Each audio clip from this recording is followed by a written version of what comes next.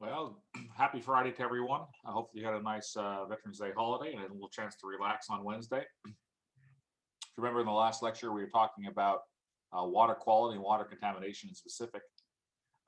We talked a lot about nutrients, biological pollutants. Today, what we're going to pick up is another class of contaminants called synthetic organic chemicals. These are notably toxic substances. In general, organic compounds, as sensu stricto, are carbon-based compounds produced naturally by living organisms. We tend to call organic compounds, loosely, whether they're synthetic or not. But actually, most of the toxic substances we're going to deal with are things made synthetically by humans, mimicking those natural organic carbon-based compounds. Um, the organic suite of compounds are a pretty prevalent, important part of environmental chemistry and water quality in specific. There's a suite of synthetic contaminants that are generated by industrial processes, and usually tens of thousands of these compounds that can be made for various industrial processes and pretty commonly can be released in the environment. One of the ones you've heard a lot about recently is something called C8, or it's sort of the Teflon based forever compounds that are made for industrial processes in a resistant environment. And these actually, as one example, but there actually are a whole variety of compounds, obviously with something like tens of thousands of these different things. You can imagine there's a lot of uses and purposes.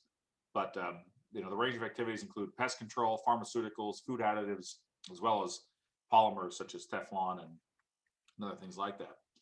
So the key ones with the C8 from the Teflon manufacturing byproduct is that some of these organics, particularly synthetic organic chemicals, are actually called persistent organic pollutants, or POPs, and these are things that are very difficult to break down in the environment. So some selected water pollutants, particularly of these POPs or persistent organic pollutants, there's various ones: atrazine, DDT, PCBs, dioxins. These are all things you might have heard about, maybe you never really understood. Most of them are produced for a purpose, like DDT is an insecticide that was persistent and caused a lot of variety of things. So Rachel Carson's famous book talked about DDT. Again, these are mainly synthetic organic substances that are toxic. They all have sort of general properties that makes them so resistant to being degraded. The carbon-based structure is itself pretty robust and often contains some reactive components such as chlorine, or bromine, or something like that, a halogen that can take the place of a hydrogen in one of these molecules. Again, most all of the persistent organic pollutants are produced by humans, and they're synthetic chemicals produced for some purpose and can be released accidentally or in some cases on purpose, and then later realizing it wasn't the right thing to do. The key problem with these, just like the C8 we're talking about now, is they're very persistent in the environment. They don't break down. They're toxic, and most importantly, particularly things like PCBs and dioxins, they can bioaccumulate in living tissues. As a result, they can be escalated up the food chain where small organisms are eating them. Fish, bottom feeders can accumulate a lot of these dioxins and PCBs, and the people who eat them can get high levels as well. So there's a bioaccumulation factor for these.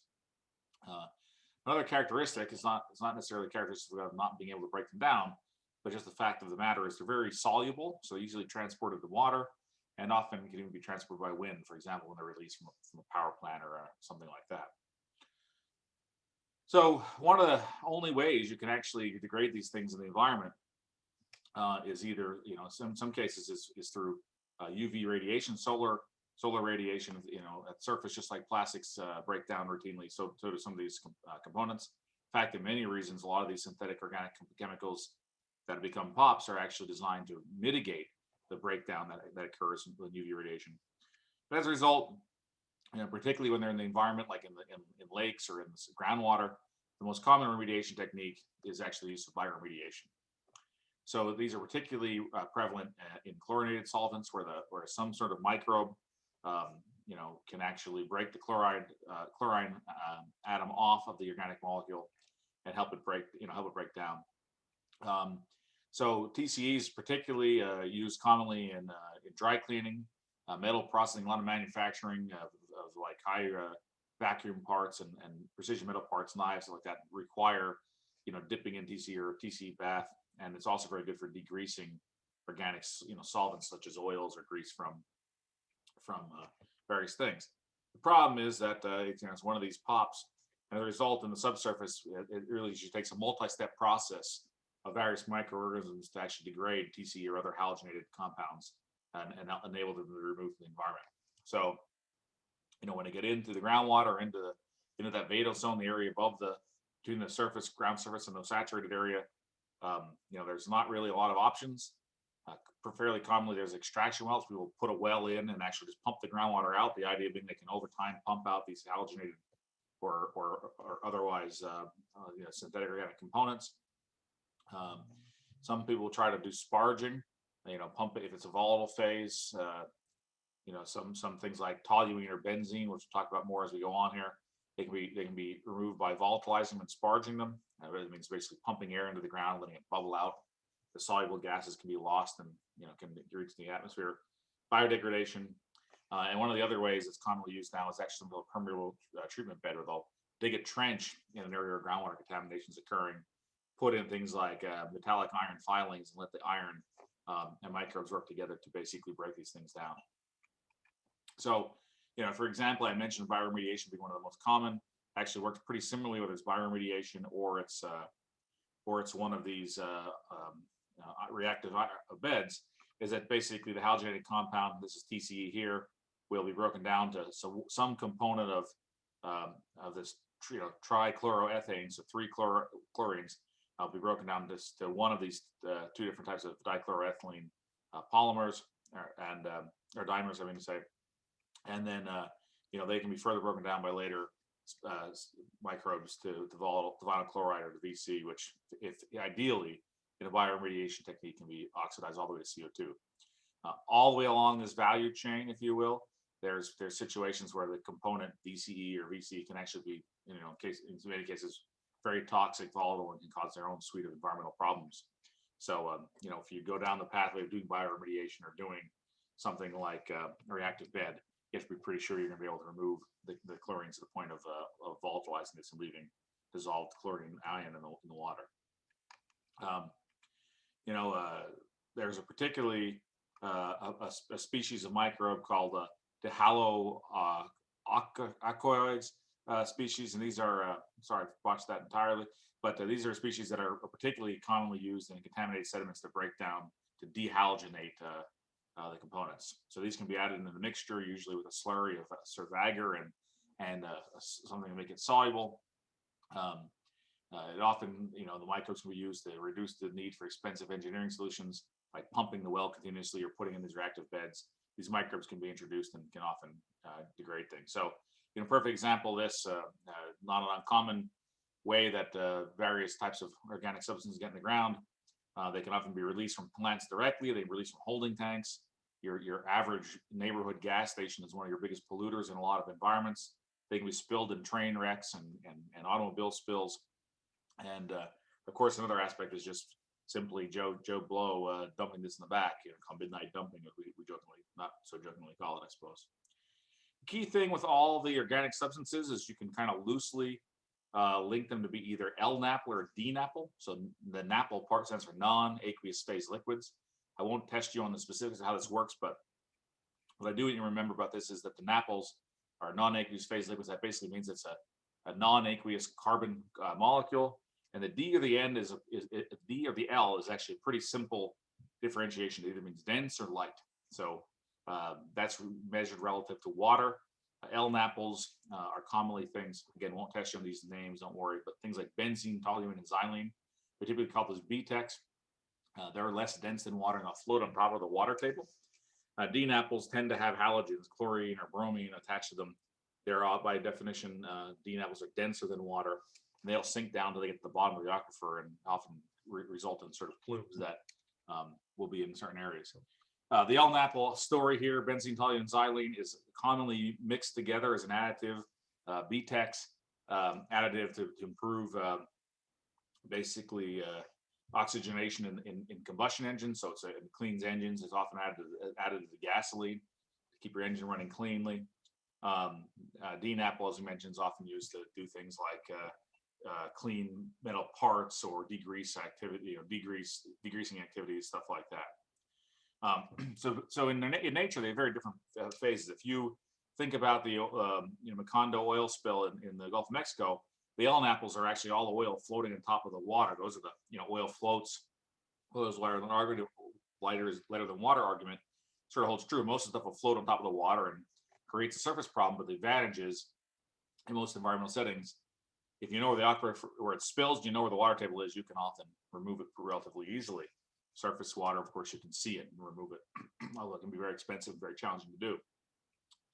DN apples in general, more or less tend to be more toxic than Elm apples, but more importantly, they're dense. They flow to the bottom where there's a confining unit that doesn't allow them to flow through, and quite frankly, they can be really messy to clean up, very expensive to figure out where they went to.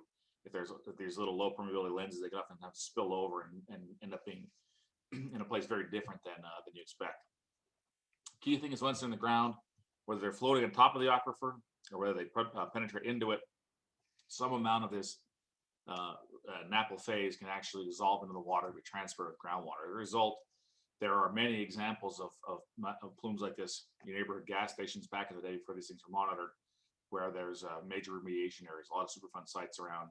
I've worked on a few of these sites, one in particular in the Massachusetts military Air Force Base out in Cape Cod, where there's actually pure phase BTEX and that migrates through, where you can actually turn the wells on and burn the water that comes out of it. So these are unfortunately a legacy of times where we let things get in the environment too freely and didn't really know what we were doing.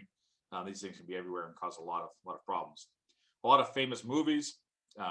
The Civil Action in Woburn, Massachusetts was about TCE that I mentioned. The famous movie Aaron Brockovich was actually mainly about hexavalent chromium, but in a site where they were releasing a variety of different things like dioxins and PCBs, things like that.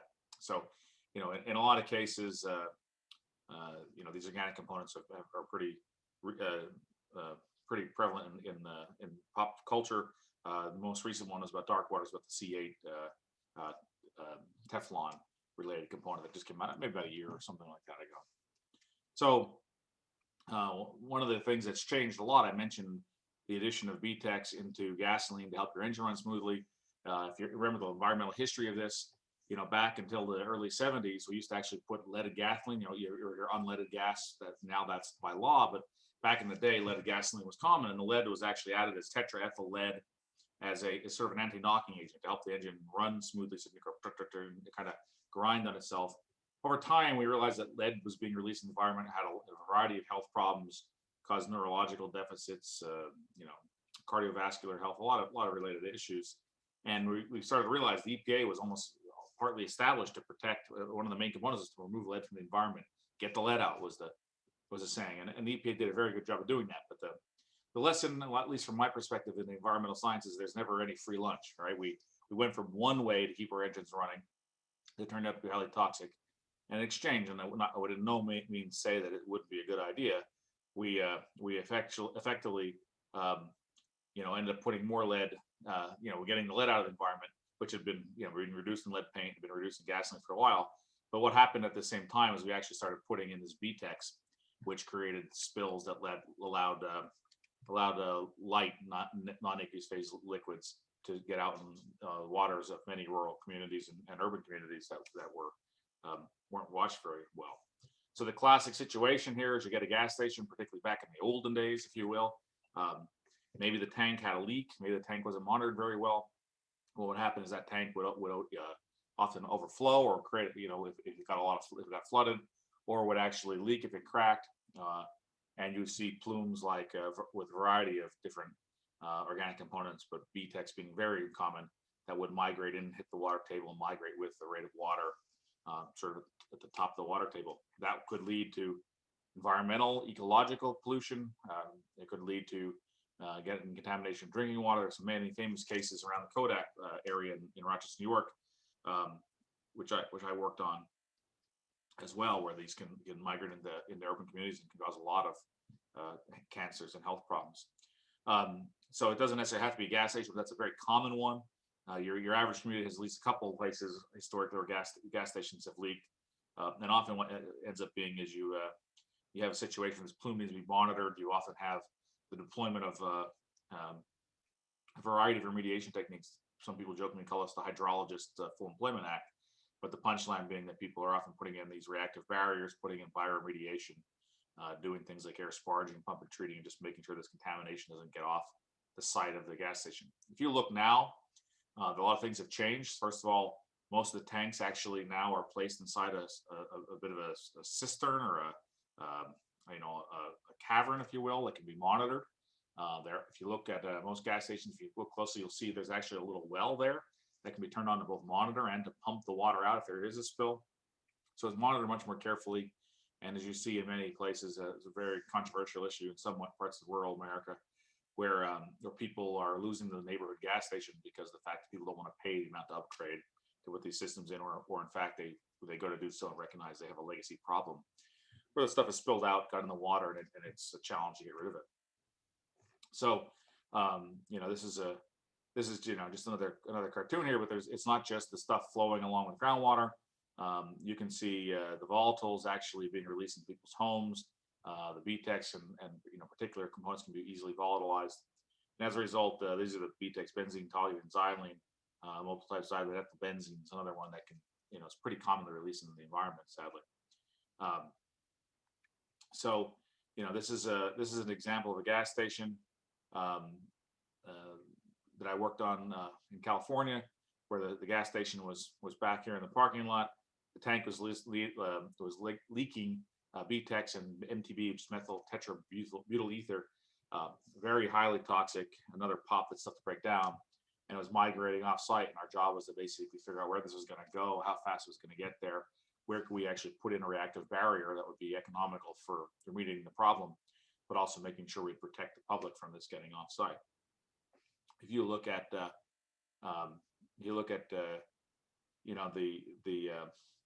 number of areas around the country, there's pretty much no states that don't have major issues with trying to clean up, particularly MTBE, but as well as a lot of sites that are currently in the queue to have other cleanups. Most of this is typically done now also by operations that are putting these tanks in to have some sort of bond that they have to, that's there to help mediate the problems on behalf of the public if the company goes out of business or something like that. So outside of that, you might not think of it, but one of the legacy issues of the last generation, or maybe the last few generations, is actually the advent of dry cleaning. So you'll see now a lot of environmental dry cleaning advertisements. Back in the day, dry cleaning was using things like TCE and PCE.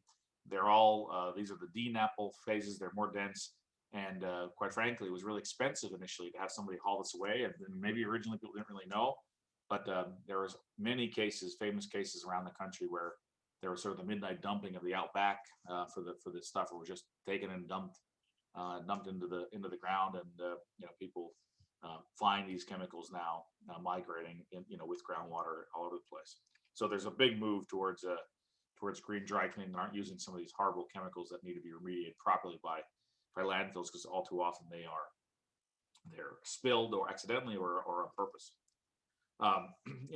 In specific, there's many ideas about industry being a major releaser of these things. And clearly, there are cases like that. More commonly, it's not so much the midnight dumping for corporations, but as I mentioned, alluded to earlier, at least with the Rochester Kodak, Rochester, New York, where they thought they had these contained in their buildings. The buildings' foundations had cracks in the material got out.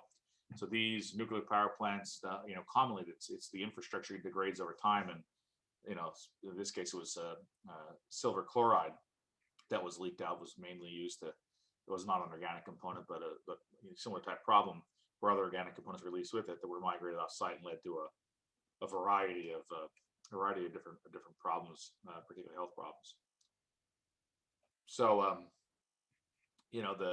whether it's by accident or it's intentional, these components, in addition to being toxic, can often cause a lot of problems. One of the biggest problems we find now is actually that landfills that are intended for landfill purposes, people are often mixing in things that are toxic and dumping them.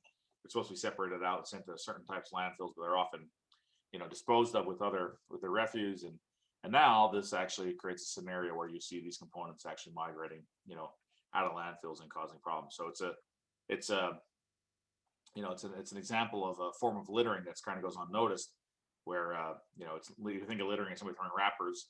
on the sidewalk, we all would agree that's bad, but people kind of overlook in many cases that dumping that can of paint or that jug of chemical into the regular landfill actually is a major form of littering that affects a lot of people. Overall, I think there's so many examples of the C8, Teflon derivatives or actually stock chemicals, feedstocks that are pervasive in the environment, and that's something where now almost the entire human population, even living in very remote parts of the world, find this prevalent in their bloodstream and stuff like that. But there's been a long evolution here. In general, there's a lot of aspects of this that have actually gotten better in certainly our parents' lifetimes. Where here's a picture from Love Canal. This is upstate New York. Think Buffalo area. The same escarpment that is the Niagara Falls is actually the same escarpment where the Love Canal, famous images was. But here was a landfill where they literally put the hazardous waste, not nuclear waste, but hazardous waste, and it was a mix of various chemicals put in the landfill, and after about 25 years of landfill being there was a great incidence of childhood cancers, death, and adult cancers in the area, largely because these chemicals were released. So here's some pictures. Chemicals were largely stored in giant steel containers. These are not false color images. These are actually the horrible color seeping out of the ground into the wetlands to try to contain it. What eventually happened is the escarpment that's similar to the area around Niagara Falls, it actually was leaking out on the face of rivers, stuff like that. And what they realized pretty quickly was that the canisters were degrading much faster than they thought. They were getting out into the groundwater, and it's actually volatiles and other toxic substances were being released from the landfill and getting out into places people using groundwater and other components. Now, of course, this is another major push for things like the EPA, where it became a Superfund site that had to be cleaned up, at the responsibility of the federal government, and it's still a project that today is still being monitored because of problems. What this brings up is actually something I always like to talk to people about. No one thinks about how important and exciting landfills are. I won't try to get overly eager and say they're the coolest thing to visit. Obviously, they usually stink, but actually, it highlights how far we've evolved in terms of understanding the importance of landfills in society. One of our themes of the course, again, is sustainability. We talked about this early on, that in light of an increasing population, sustainability becomes a big issue because of the fact that we have to find a way to handle hazardous waste for 7.5 billion people and rising. And as a result, we've evolved a lot from just digging a ditch someplace and putting our waste in there and calling it a landfill, to now landfills being really sophisticated operations. In many cases, not just landfills, even sites where you're going to be doing some industries where these hazardous substances have typically been released, like nuclear power plants, for example. It's often requires a pretty complex system. Now, rather than before, we just dig a hole or a trench, or better yet, find an abandoned mine, so we don't have to spend the money to dig that hole. We fill it up with dirt, and we fill it up with waste, and we cover it with dirt, and we call it a day. Now we recognize that's a pretty poor plan. So today, the new types of landfills are typically very, very heavily engineered. They're often looked to find areas where the base rock, or the bedrock rather, is a low permeability, a low porosity rock, where it's not an aquifer, where it's actually an aquitard where water can't flow very easily. One of the key components of that is that we typically will put something like gravel, or one of those types of rocks that have very high porosity, even chunks of sandstone or heavy or big sand, and what we'll do is we'll have a rock that's very porous and permeable, so we can actually pump water continuously through or into the system, so that it creates a gradient where the water is always trying to press into the hazardous waste site, into the landfill. That prevents there be gradients where the stuff can filter out. The next key component of the landfill is often a very heavily engineered clay liner. They take the clay, they pound it down, they create very low porosity, very low permeability packed clay, and that creates a barrier that doesn't allow the fluid to get out of the system. I'm saying fluid here, but it can be solid waste, fluid that can dissolve. And the idea is that you can actually try to minimize the amount of material that can get out of the landfill, keep it inside, and then you'll typically have similar to cobbles or gravel or sand. Above that, same concept, where you're going to prevent water from easily able to flush water through if things leak out. And then it's pretty variable. Some of these landfills are actually a double clay layer. Some are where they put down liners that prevent materials from moving through. The idea is we recognize that waste is going to be a problem. Maintaining or containing the waste is going to be a problem. So we try to create systems where we accept it's going to get out a little bit. We can flush it out and basically remediate it by putting it back into the chamber and keeping it clean. So what happens as well is that again, could be a double clay layer, could be a single clay layer. Things like low-level radioactive waste landfills will often have multiple layers. Your average neighborhood landfill is probably going to be one, for example, but it all depends on what it's going to be used for. Now, obviously, all these have environmental risks and can be problems long term, but most of them are now pretty well engineered and monitored. So the idea anything gets out can be kind of collected and put back in. Finally, once the landfill is actually filled up, there's usually a waste cover that can actually be put on, in stages as the landfill is filled in. And one of the chief problems that landfills generate is the breakdown of the organic matter in reducing conditions makes methane that you'll often see as you drive past a landfill in the Columbus area going south in 71. You'll see them. They'll have these little white pipes that are actually vents for methane, so that doesn't build up and get over pressure and cause a little exposure, something like that. In many cases, you'll see them actually have torches on the top where they burn the methane to prevent it from getting out in the environment. In all cases, the eventual goal is the landfill will be covered by something like a clay barrier, eventually put vegetation on top of it to prevent water from getting in. And the concept long term with the landfill to prevent all this stuff from getting out is that you basically eventually deny recharge where no more water can get in. The stuff will stay in place without any movement of the groundwater.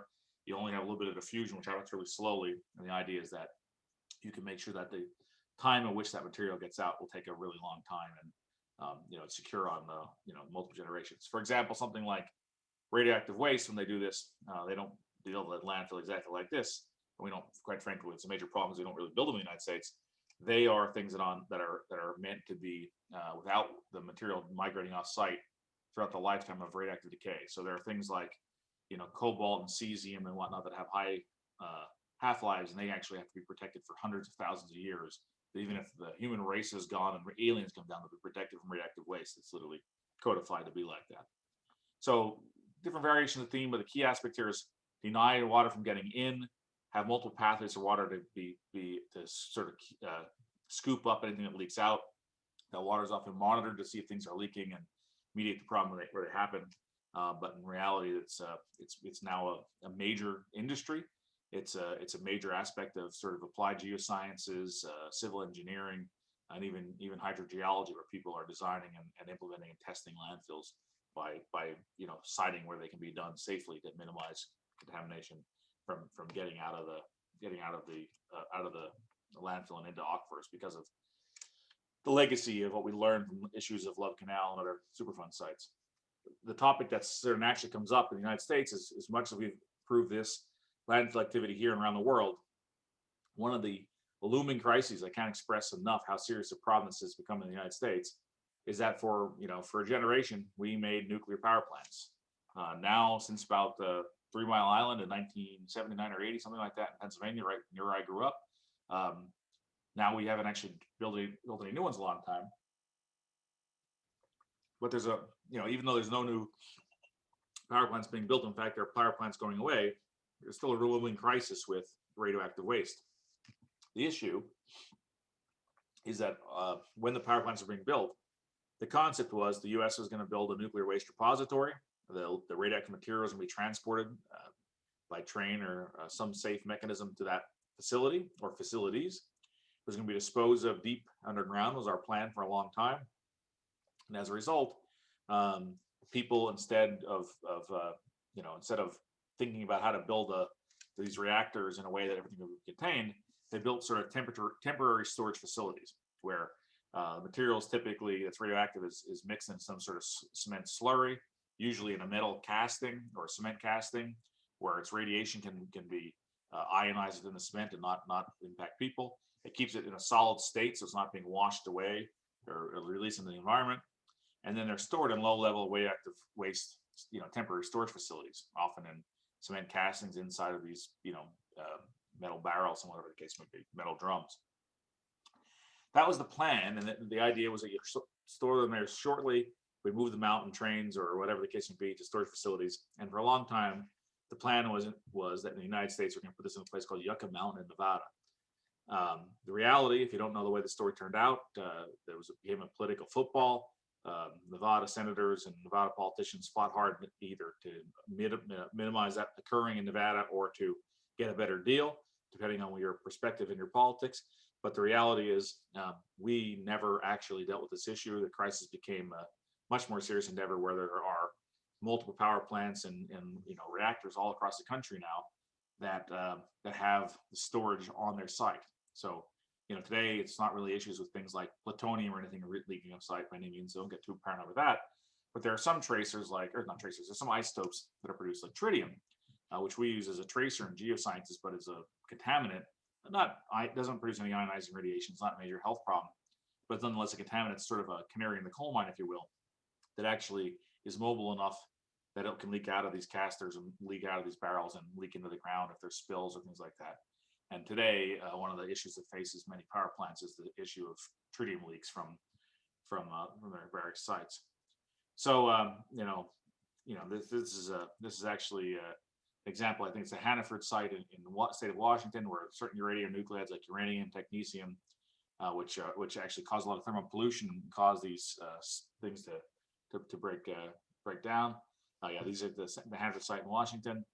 And what happened is, as the thermal pollution break these things down, they'll eventually fail brittlely. They'll fracture, and radioactive material, particularly when there's major flood events or rain, will leak from the tanks and actually gets into the aquifer below. So today, there's all kinds of problems in this site where they need to be monitored for understanding where this stuff's going to go, how we're going to mitigate it, and make sure it doesn't get off site. So, for perspective, the amount of waste that was stored there is 53 million gallons of high level radioactive waste, 25 million cubic feet of solid radioactive waste in those cement casters or steel drums, and as a result, there's about 200 square miles of contaminated groundwater under the site. That's nominally 15 square miles, or 15 miles by 15 miles to get 200 square miles of an area that's been contaminated by this that'll be basically unlivable ever again. So what's the deal with reactive waste? What are we gonna do about it? How do we dispose of it? Well, it's an issue that's gone around and around and around, and we haven't really solved the problem for it. The idea in the Yucca Mountain was a deep geological repository, where we're going to bury this in deep caverns that we're not going to see recharge, that were low permeability rocks that, in many cases actually had high naturally occurring levels of radiation. They're granitic rocks at high amounts of uranium or something. We're going to store them there. We're going to bury them. We're going to monitor them. We're going to forget them. That was one of the ideas. We were going to, put them in there and then seal them up so people could get back in. We were going to put them in there, but keep them open so they can be monitored.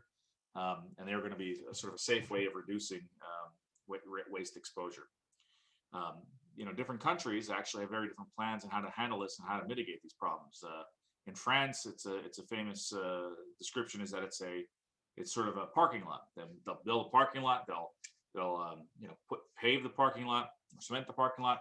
They'll put down the equivalent of the waste repository equivalent of professional kitty litter below it. They put giant tanks in the parking lot, and they put all the waste material on top of these tanks ostensibly. And if there's a major flood event and overflows, if there's a leak that's formed, some guy will run out in a suit, and they'll scoop it up and they'll put it back in the top of the tank and they'll fix the leak. And I'm being a little bit facetious here, but they'll clearly go on their business. So they keep it where it's visible, and they monitor it so they know it doesn't get off site, and they monitor it carefully. Nowadays, there's a lot of concerns about that with terrorism and people trying to basically, could you bomb this thing and cause issues, something like that.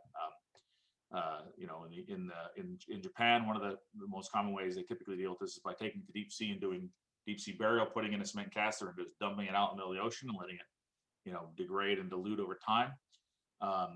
Some people propose taking it to space or something like that. It's not a very ideal plan.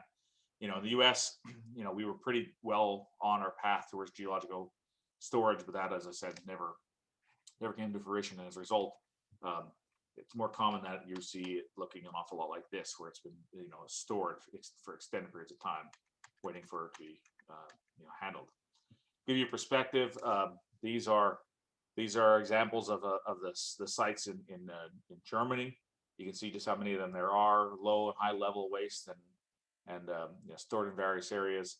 They the Europeans handle it very differently than us. Some do deep underground caverns. This is an example of one of their underground storage sites. It's down deep in a tunnel and stored. Here's actually, I think this was from a British ship, if I remember when I took this picture, dumping these gases out in the ocean just to dilute them. Um, you know, the idea in the U.S. of deep isolation, deep, safe, and isolated under more than a mile of rock, in sealed containers. So they're still going to keep those same cement casters and tanks, and basically you would have a clearance facility easily can bring this material in, bury it, and that was the plan for a long time, but it just never happened. As a result, as I've already alluded to, what you have instead now is everybody's supposed to take this to Yucca Mountain. There are a couple low-level radioactive waste facilities in DOE sites, things like Oak Ridge, Savannah River, Hanford site, the West Valley site, net demo site in Western New York. There are places they're going to put this stuff, but again, most of them never fully developed. So they're actually stored on the commercial sites, the power generation plants in general, or the reactors that were there for some other reason. And as a result, they're a longer term liability where it's not really clear where they're going to go to. Today, a lot of the nuclear power research still goes on at Idaho National Lab. It's another example of a reactor that has to do on-site storage because of the fact there's not a sort of a nationwide repository for where to put these things. So, clearly at this point, there's concern that this won't get done. There's 77 discrete locations where it's being stored on site, and there's a lot of concerns, particularly as these companies got a business, or the power plants got a business. What's going to happen? The last few years have been particularly bad for nuclear power. Ever since Fukushima, there's even less tolerance for having these plants around. The electron, with the advent of solar and wind and whatnot, is getting so much cheaper that there's a very big risk in your lifetimes that most of the power plants are out of business, and there's going to be something that has to be done with all these sites.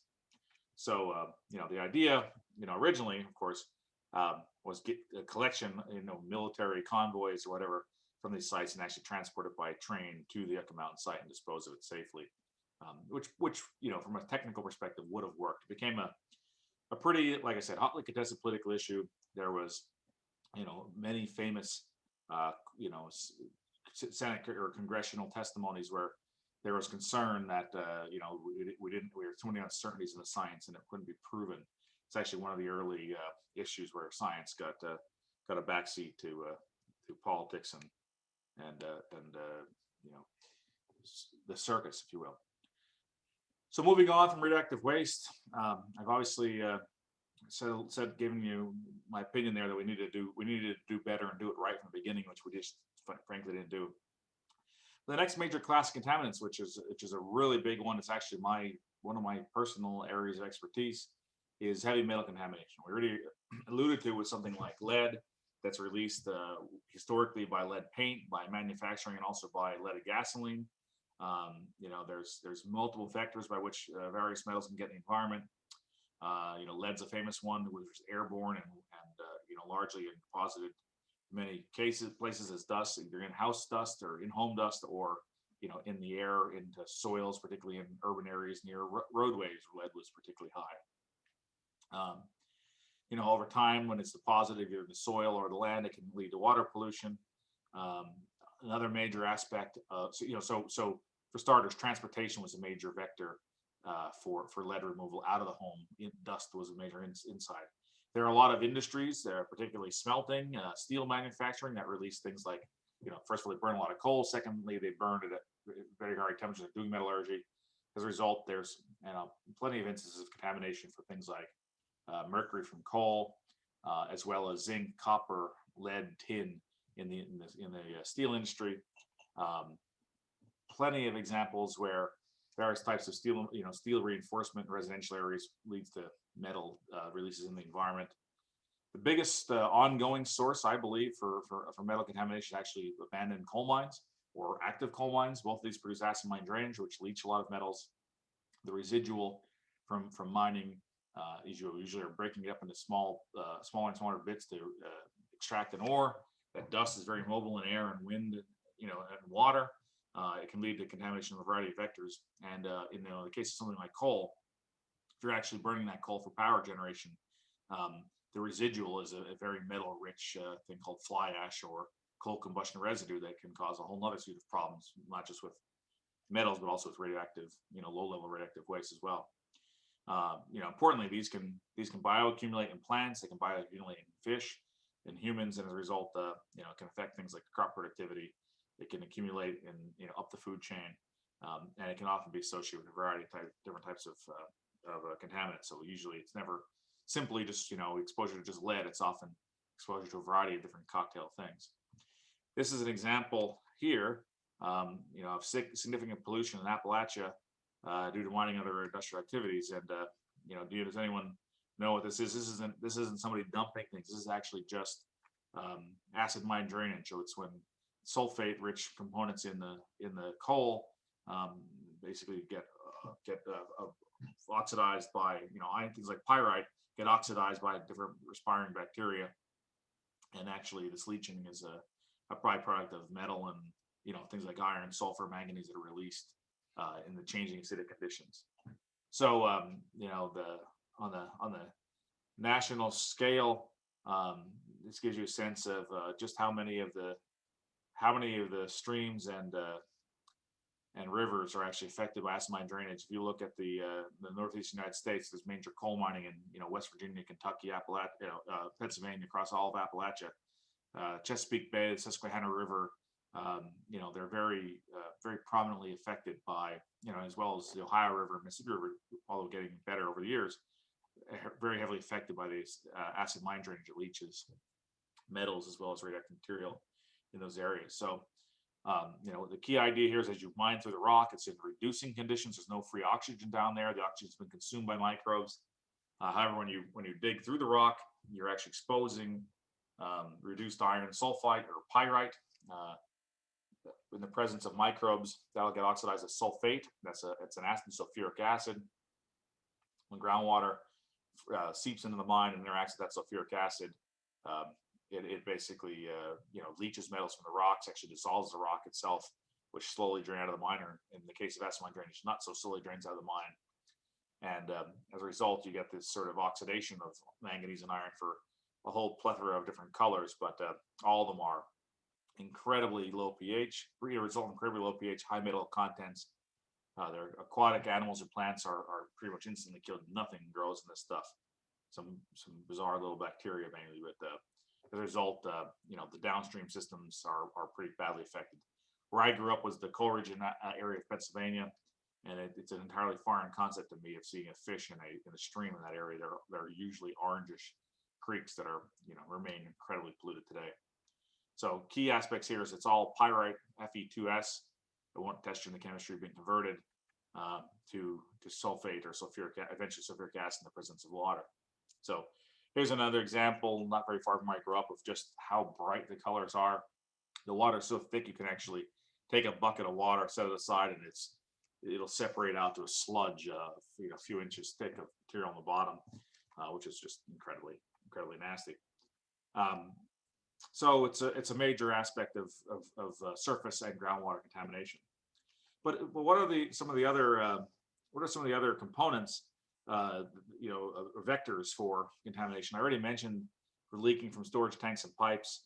Acid mine drainage is a big one, and the last one is infiltration of one of the emerging ones. I'll say, and all these are irrelevant, but I'm trying to summarize them a bit here. Is that one of the emerging areas that's of concern for your generation or our generation is the infiltration of urban runoff. As we're packing more and more people in a smaller area, as we're building these mega cities, as we're putting more of these chemicals out, the washing effect of major rainstorms that lead to urban runoff or industrial runoff from areas often both in the nutrient pollution we talked about earlier, but particularly in urban areas, and metal and organic pollution is pretty stifling levels at this point in time. So there's particularly airborne contaminants are an issue. We mentioned dioxins, PCBs, metals, and smelting operations. One of the big ones, of course, that's affected our region is mercury pollution. Not nearly as bad as Texas, but this is mercury emissions in pounds by state. You'll notice that we're not Texas, but Ohio, Kentucky, um, Indiana, Illinois, Pennsylvania are pretty bad. A lot of this is mainly tied to coal mining and steel combustion. Mercury is associated with organic matter in nature. As a result, organic rich rocks like shales and coals tend to have high mercury in them. Coal is dry, when it's is high enough carbon content to actually be burned for power generation, as you all undoubtedly know. And as a result, you see major amounts of mercury released by coal combustion, be it for smelting or for power generation. Uh, Key aspect is when that mercury gets into the volatilized in the air, it can be transported great distances. So your southern Indiana, if you will, power plants polluting areas like Pennsylvania, New York, whatnot. That mercury can bioaccumulate, particularly the vector is commonly which you see small krill, small fish in lakes and oceans being eaten by bigger and bigger things, accumulating into trout, which eats of the food chain, and then eventually something like a albacore or halibut or even tuna will come along and eat more and more of this the value chain. Where sharks, for example, at the top of the food chain, can be quite rich in mercury, and as a result, there's recommendations you only eat so many of these period of time. In the Great Lakes region, I believe it's still one fish per month for an adult is the maximum, just because the amount of legacy mercury contamination that's been released by all of the power plants in this area over time for steel or power generation. And in many cases, these are areas that the environment we live in now is being cleaned up in many ways, but these legacy issues will last on for quite a long time. So the direct mining itself, not just acid mine drainage. A perfect example, this is the Berkeley pit. It's dubiously named the richest hill on earth in Butte, Montana. It's a pit that's been mined out. There's pumps that are in the bottom of this mine to pump water out to keep the mine surface exposed so it can be mined. It was originally a copper mine for many years. 320 million tons of ore and 700 million tons of waste rock were mined in the pit. In 1992, the mine was shut down. Everything was looking good. People were mining. It was getting deeper and deeper and more expensive to deal with, more expensive to pump the water out. But when the mine shut, the shafts were turned off. Slowly, the pit began to fill with water, and actually led to a pretty large lake with water at a pH of about 2.5. As a result of that water interacting with the exposed surface of metal-rich rocks, the water became full of heavy metals such as cadmium, arsenic, and zinc. And the result, this pit became a nice little lake, in this area that was of horrible quality with incredible metal contamination. What really happened, or became the terrible point for this, is that migratory birds started stopping by for a drink and actually would get enough metal contamination they were being found, literally dead out not very long after drinking the water from the pit. And as a result, there's been a lot of concern about what do we do with this? Do we just keep it pumping and someone has to pay for that? Do we find a way to fill it in? How do we deal with that? And quite frankly, it's one of these legacy issues. It became to a head in the Great Snow Goose Die-Off of 2016, where estimated in that one winter, thousands of migrating snow geese died after landing in the Berkeley pit, ingesting water for just a few hours. Many people have tried to scare the birds, plans to scare the birds away using. I'll go back here a second. Trying to use radio towers or something like that to scare the birds away. Not very successful. In fact, it's not something that really has been very effective.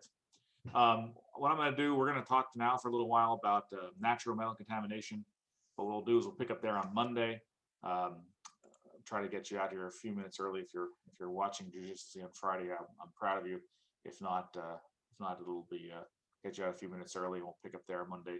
This next topic, I will be able to finish in enough time to complete it before our allotted time.